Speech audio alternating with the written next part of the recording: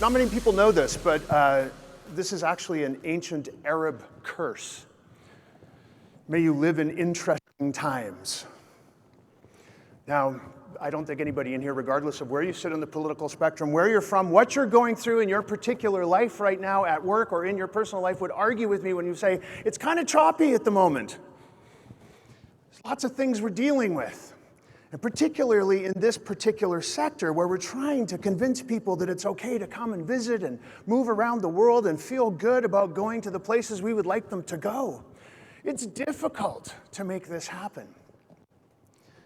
We also have all kinds of other problems that we're not even here to talk about today, but you know what? All the issues that come up in the course of our work lives, they all boil down to being about people. Whether we're talking about hiring, whether we're talking about marketing, whether we're talking about sales, whether we're talking about advocacy, doesn't really matter what we're talking about. Everything, when you get down to the root, it's about how do we get some people to do something we want them to do. It's a common job we all have. No matter where you are from or what your role is inside an organization or who you're here representing today, we're just trying to get some people to do a thing we need them to do. So I want you to think for a moment about how you decide to do things. You make decisions based on what matters most to you, because that's the obvious choice. It's an easy yes.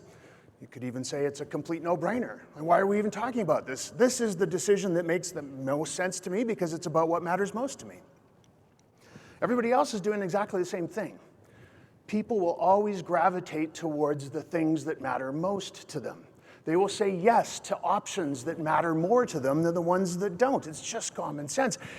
And the best way for us to understand what matters most to people, the most powerful way to identify that for the people we need to try and engage and influence with our work, is to understand what their values are.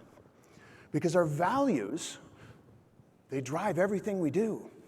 Every decision we make, everything we are and everything we will become is about which option gives me more of what I value. So here's the secret. Make the thing that you want people to do, show them how that's going to give them more of what they value, and something magical happens. It becomes a thing that matters. It becomes the obvious choice. It becomes the easy yes. It becomes the complete no-brainer. Because it gives them more of what they value. So we're here today to talk about what matters most to the people that you need to inspire. And values are the answer. So let's put them to work.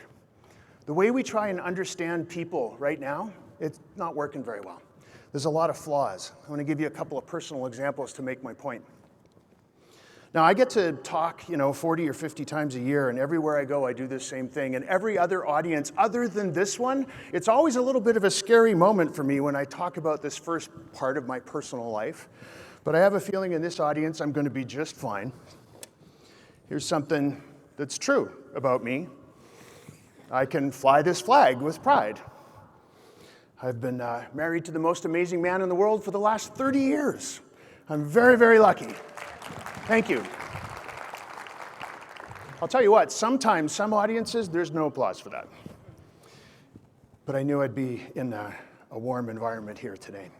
The reason I'm sharing this with you, though, is to make the point. Just because you know this about me doesn't really mean you know anything about me. We're all very, very different from each other. There's all kinds of different folks who can fly this flag. And what happens every year during Pride is the entire business community tries to extract money from my pocket by telling me that they understand who I am. And they use stereotypes to do that. Apparently, my husband of 30 years and I, our life is about glitter. Not to offend anybody who likes glitter, but we live in a glitter-free household. And so it's kind of offensive every year when all the stereotypes start being trotted out all over the television and everything we look at. Everywhere we go, we're being told who we are based on stereotypes that just aren't true. Here's another thing about me. I can also fly this flag with pride. This is the flag of the Métis Nation. I'm an Indigenous citizen of Canada.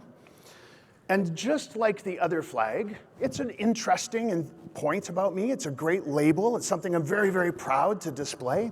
But it doesn't tell you anything about who I am on the inside and how you can talk to me and get me to do the things you need me to do what matters most to me, this is a terrible way to try and understand that. Because everybody who flies this flag is very different from each other. One more story. These are my gym gloves. And every day when I'm at home in Vancouver, Canada, where I live, I go up the street to the gym about the same time. About 3:30, sometimes I'm on a Zoom call, I don't get there till about 4 o'clock. But the reason I always try and go at the same time every day when I'm at home is because there's a whole group of people. We all go at the same time every day when I'm at home. And the reason we all go at the same time is because we feel like family. This is my chosen family. Now, if you tried to understand us by looking at our labels, using demographics to try and understand us, trying to get us inspired and interested and motivated by the things you would like us to do, you're going to fail miserably, because let me tell you, we got young, we got old, I'm the oldest one, we got gay, we got straight, we got people who are self-employed and just scraping by, we got folks who are making a lot of money, we got inherited wealth. We got people who have different amounts of pigment in their skin. We got all the genders going on in my little gang at the gym. So if you try and use traditional ways of thinking about people to engage us and inspire us, you're gonna fail. But if I could tell you, which I can, that we all are there because we value friendship, community, personal growth, health and well-being, these are a set of values that we share. It's who we are on the inside, and we are identical on the inside. If you use that information to try and talk to us, and engage us, and motivate us, and inspire us, you're going to get all of us to do whatever it is that you're trying to get us to do. So that's the difference between using labels and using values to try and understand people and convince them of the things that we need them to be convinced of. Here's why they work better than labels. There's actual neurological processes going on inside your brain. Every day, the moment you wake up to the moment you go to bed at night, your brain is just making decisions in one way. It's the only way human brains know how to operate. Whether you know you're doing this or not, this is what's going on. We've all heard of the prefrontal cortex, big chunk inside our brain. We've heard it referred to as the CEO of your brain. Now, inside the prefrontal cortex is a little tiny piece called the insula. And the insula's only job is to make that call for you about every decision. And the way it does that is it looks at all the incoming data it can get its hands on, the sights, the sounds, the smells, the tastes, the touch, gut level reaction, memories, hunches, all of that. The insula sorts through all of that, pushes it through one set of filters, and says, based on that, we're going to choose door A, not door B. And that one set of filters is your values. Whatever aligns best with your values, your insula is going to say, go get that thing. That's the thing for us. That's the decision to make. That's the easy yes, the obvious choice, the complete no-brainer. And when you do that, you get a reward. Your insula says, good for you. Here's a little bit of dopamine. And we all know how powerful dopamine is. Now, inversely, if you don't do the thing that's aligned with your values, and for some reason you're persuaded to make a different call, it's like that job that many of us have had where we just didn't feel like this was the right place for me, not aligned with my values. Every day showing up for work is awful. That's your insula punishing you for not making the right call by making you anxious and stressed and upset and all of those negative emotions. Your insula has the ability to hand those out too. So every day, from the moment you wake up to the moment you go to bed at night, you are running around all day long just trying to find more of what matches your values. It's how human brains operate. This may have happened to you already at this conference, or maybe it'll happen to you today or tomorrow. Or sometimes it happens when you're away on a vacation. You meet somebody who you've never met before, and within the first 2 or 3 minutes, you click. And you're just finishing each other's sentences and laughing at each other's jokes, and one of you might say to the other, are you sure we haven't met before? I feel like I've known you my whole life. Who's had this happen, right? I mean, it's just part of the human experience. You run into someone and you become fast friends. What's happening there is you've met someone whose insula is looking at the world with the same set of filters, the same values as yours. So something crazy happens over at the corner of the room at the networking reception this evening. The two of you standing there, you and your new fast friend holding your drinks, and this, I don't know, Stephen King's clown shows up and stands in the corner for no apparent reason, just looking all creepy over there. And you look at your friend and you just nod, because you don't even have to talk. You both know exactly what's going on and how you're thinking about this thing that you're experiencing together. Now, if you could understand the folks that you're trying to engage and motivate and inspire that well, then you'd have fast friends at scale. Now, we've done a big study for you, and I'm going to give you a few tips on how you can get to understand folks who are inbound travelers coming into the USA from all the biggest markets. I'm going to show you how you can make fast friends at scale. Before I get there, though, I want to just back us up. I want to just think about this from the biggest perspective possible. Every one of us, 9 billion of us, all the way around the world, are waking up every morning, making every decision we do all day long based on what aligns with our values, what matters most to us. Values are, therefore, the most powerful force on earth. They're determining everything that every human on the entire planet does all day long. And so my company turned values into data, because we've been all talking about values for a very long time and with a lot of good intentions, but we haven't been able to make it a precise business metric and a KPI. So we've gone and done that. Done 1 million surveys around the world, 152 different languages, big team of translators working with us. Gathered hundreds of millions of data points in what's referred to as a random stratified statistically representative sample of the population of 186 countries. If you're a real data geek, you might like to know it's a plus or minus 3.5% level of accuracy, 95% level of confidence. Don't ask me to say that tonight after my first martini. But now we have this global record of what matters most to people all over the world. And with this methodology that we won't get into today, we can go in there and identify which values apply to which groups of people and say, here's the folks that you're interested in, here's what matters most to them. So make your thing about that. And that's giving them more of what they value. They're going to get their dopamine hit, and they're going to say, yeah, okay, cool, I understand. That's an obvious choice for me. This is really powerful stuff. This is one of my gym buddies I was telling you about earlier today. His name's Martin. We have a product called the Values Identifier that allows one person at a time to figure out what their values are. And Martin was one of my early guinea pigs, and I handed him his report and had to go make coffee, see how he was going to react to it. Now, here's what you need to know about Martin. Martin is an emotional flatline. This is Martin happy. This is Martin sad. This is Martin ecstatic. This is Martin overjoyed. Martin's a flatline. I love the guy, but he's not the most emotional person in the world. He's also not the most talkative guy in the world. You know, 2 words is a really good sentence as far as he's concerned. 3 words, you're getting a little chatty. Martin's the one on the right, in case you're confused. So I gave him his report, went and made coffee, came back in. Martin's crying. Emotional flatline Martin is weeping because he finally saw how to put his life in alignment with his values. He saw the data. Within a month, he'd quit his job. He'd moved out of his apartment. He and his girlfriend moved up the coast of British Columbia to a small town and started their lives over again. I don't get to see Martin as much as I used to, but now when I do, he's chatty, he's emotional, he's got himself all figured out. He's living in alignment with his values. This is powerful, powerful stuff for individuals. It's also powerful stuff for groups. I got asked to come and speak to a group of people who own companies that employ the blue-collar trades. They wanted me to come and talk about how do we get more people to come into the trades, because right now they're having a hard time with talent. It's a big problem for them. How do we get people into apprenticeship programs? So we went and did our study, got up on a stage similar to this one, and just said, there's lots of stuff I'm going to share with you. But the one point I want to tell you about is people who are considering a career in the blue-collar trades over-index like crazy. Biggest difference I've ever seen compared to the general population on a value that we call service to others. They want to feel like they're making a difference in people's lives. So I get up in front of this room full of folks who are trying to get these people to come and join the industry, come into their sector. I said, listen, you're making all the right decisions here. You're saying it's going to be more money for you. You don't have to work shift work anymore. You can get out of the bar, the restaurant, the grocery store, wherever it is that you normally are working right now. Maybe this is your chance to settle down and start that family you've been thinking about. This is a good thing to do. But what you're not saying, my friends, is that this is your chance to be in a helping profession. This is your chance to make a difference in people's lives.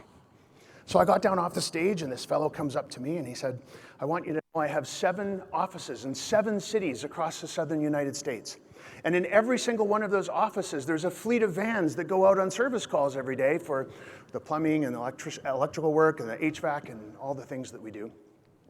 And in each fleet of vans, one of them is painted pink, because all the money from the pink van every day goes to fund breast cancer research, because my wife, and we had a reason why they come up with that particular. And I lit up like a Christmas tree. I was like, look at you. You found the service to others value.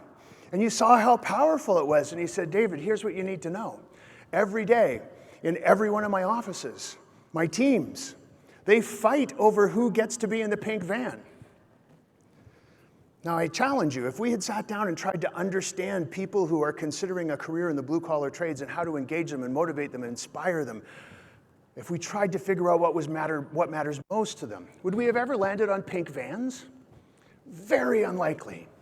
We would have been talking about backward baseball caps and chew and tailgating parties and sports and, as I like to call it, sports ball. Go Blue Jays. The demographic stereotypes would have taken over. But instead, we found out what this incredibly powerful inner driver is, what one of their values were. Now, here's the other reason to do this. If you give people more of what they value, here's what will change. Here's some of the measurable metrics. And this isn't just an average for all the different groups we've worked with all around the world. This is specific to inbound travelers, LGBTQ plus travelers coming into the United States from all the major markets. You'll get a 30% lift in loyalty. Who doesn't want that? Airlines in the room, hotels in the room, resorts in the room, cruise lines in the room, destinations in the room. Trust will go up by 23%. Engagement will go up by 20%. And financial elasticity will go up by 15%. In other words, they will pay 15% more to come and be part of your tourism offering if they can feel that this place aligns with their values, with this decision is giving them more of what matters most to them. It's kind of obvious, isn't it? But now we have KPIs we can point to and we can measure. So that's pretty exciting stuff. We've done a study specifically for today on LGBTQ plus travelers, and usually I can memorize who we've profiled, because our methodology is to go out and talk to a couple thousand people. We ask them a few questions, not about a particular issue, but about themselves and about what matters to them. And then based on how they answer those questions, we can go into our benchmark data set of hundreds of millions of data points and go, oh, we know who you are. People just like you, this is what we know, and we know this, and we know this, and we know this. We have a huge dashboard of information. But in this case, the folks we've profiled, we talked to close to 2,000 people. They are considering a leisure trip to the United States of America within the next 6 to 12 months. We have representation in this sample across the full two-spirited LGBTQIA plus spectrum, including open-ended self-identification so that people who identify beyond the static labels could also say that this was a study they could be part of. They come from top inbound markets, including Canada, Mexico, the UK, India, Germany, Brazil, Japan, and France. And they're also an active loyalty program member of a hotel, an airline, or a financial services institution. So that's a pretty specific sample that we've gathered. Ask them what's going on for them, and then use that information to extrapolate the information that we needed to get out of the data set. And here's what I'm going to share with you today. This is the LGBTQ plus travelers we've profiled compared to the general population. Look at how different we are. We're not the same as everybody else. People who fit into that description I just gave to you have a very different set of values that are driving them to make all the decisions that they make all day long. What matters most to them is quite different than it is to the rest of us. So later I'm going to do a breakout session at 2:30 in Primrose A. And I'm going to show you all the rest of the data. But, I got 30 minutes with you today, so I just got to kind of skim across a couple of really big important points. We call these the power values. I've chosen 3 values off that list that I think are going to be insanely useful for you as you try and convince people to do the things you need them to do. Harmony, personal growth, and balance. Harmony, health, and well-being, and balance.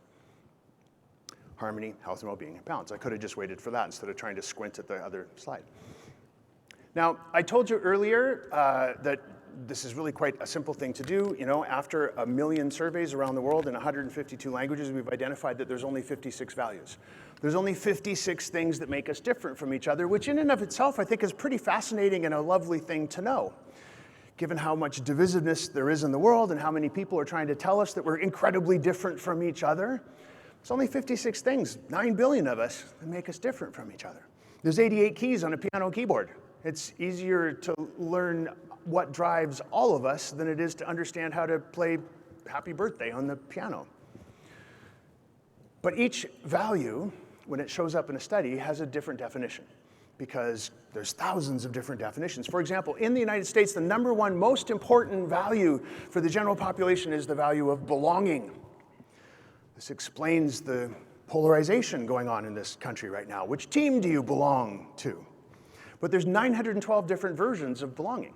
And so when we see a value pop up in the study like this, we can say, and here's exactly what it means to this particular group of people. So for this study, harmony is a value that over-indexes compared to the general population. And what it means, the exact precise definition, is about feeling at peace with others because I'm at peace with myself. It's about moving through life in a harmonious way because those conditions are present. And if you can show folks how you are going to give them more of that, then you're going to see that boost in engagement and loyalty and trust and financial elasticity for whoever it is you're here representing. So here's an idea about how you could do that, how you could bring more of that into whatever it is you're here to think about today. Now, these are my ideas, and it would be awfully courageous of me as someone who's not in the tourism industry to get up on stage and say, here's what I think you should do. So I offer these as thought starters. It's absolutely acceptable for you to say, you know what, that's the dumbest idea I've ever heard, David, but I see where you're going with that, and so we could do this instead. It's just meant to show you how to take that value and definition and leap over to come up with an idea, which is what we're going to do in the workshop later on today as well. So the idea for me for this was instant ally recognition. Could you come up with a little tiny pin that everybody inside your organization who is a part of the LGBTQIA+ world would wear? Or allies who are trained to make people feel comfortable, so that as I'm a visitor to wherever it is you want me to come and visit, I'm wandering around through that set of daily rituals, and I can instantly spot who my friends are going to be. If I have a question, if I'm concerned about a local custom, if I think something, I don't want to go afoul of a way that you do things in this part, who can I talk to safely? Just seeing a sea of those little pins. It could just be as simple as just a little tiny silver pin so that I know who I can talk to. And then tell everybody that you're doing this. Say, this is what we're doing to help you feel like you have that harmony, that you're able to be at peace with yourself because you're at peace with others as you come and visit our property, our city, our cruise line, use our airline, whatever it might be. The second power value, health and well-being. The definition is I don't want health issues to slow me down. So how can we deliver on that? Here's a thought. Preemptive health resource maps. You know, my husband and I, when we travel, fortunately, neither one of us has any sort of terrible chronic disease. So we're not really all that concerned about where healthcare is going to come from for us, but there's a lot of people who are concerned about things that are going on with their health. And they want to be able to go as a couple and talk to whoever is necessary in order to figure out where do I get my meds, where do I get the supplies I need, where do I, whatever part of life I'm going through, whatever stage of life I'm in, feel secure and safe. Why not provide those maps in advance? Make that part of the registration package. Just for example, let's say you're a hotel chain. As soon as people register, if they've identified themselves as being part of this community, part of their package that gets emailed back to them is here's the health map, here's the local pharmacies, here's the places you can go for health information, here's where you can go and get condoms, here's where you can go and do all the other sorts of things you might be concerned about when you get here. Make it easy for them. And just the fact of doing it and showing it to them is going to make them say, wow, these people are really trying to help. They're really trying to make me feel like I'm comfortable, like everything's good, make me feel comfortable. Lastly, balance. The specific definition of balance, it's not about work-life balance, it's about some kind of steadiness across all aspects of life. And in fact, when we started looking at the specific data around this one as it relates to the LGBTQ plus travelers that we've profiled for this study and for today, we saw a huge over-index in terms of the folks who need and require some quiet time compared to general travelers. So as a community, those of us who are part of the LGBTQ plus community, we over-index on needing to just also, in addition to all the fun, we also need to be able to chill. That is an incredibly important aspect of who we are. It makes us a little bit different from everybody else. So what about two-speed itineraries? If you're a cruise line, make staying on board just as exciting and interesting and productive for me as deciding to go on a shore excursion.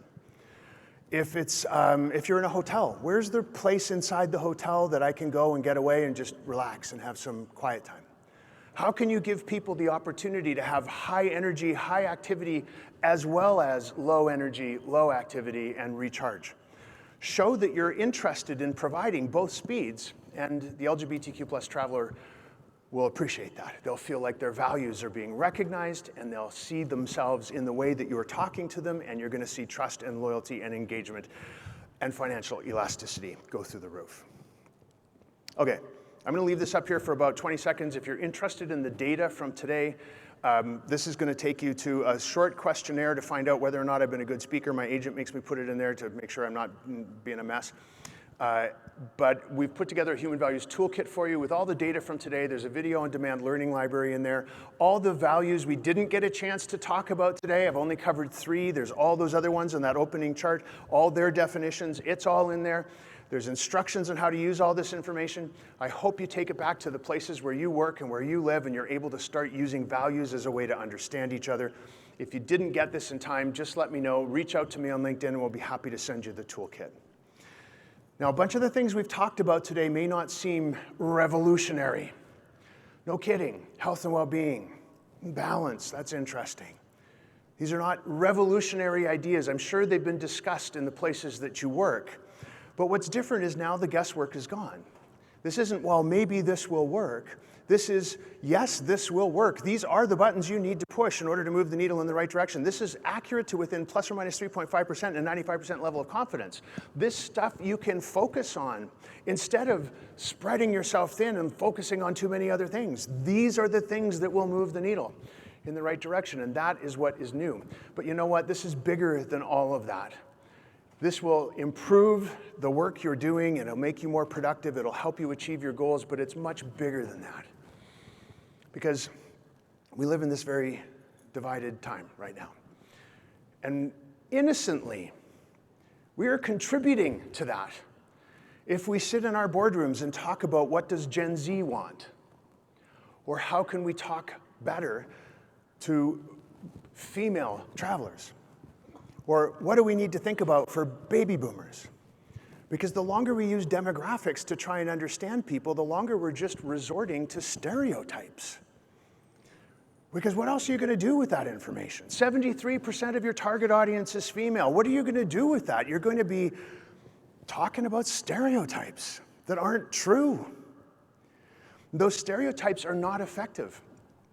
You know, based on our global research, 1 million people we've talked to, people inside any one of those demographic categories, they only resemble each other about 10% of the time. It's 10.5% on average.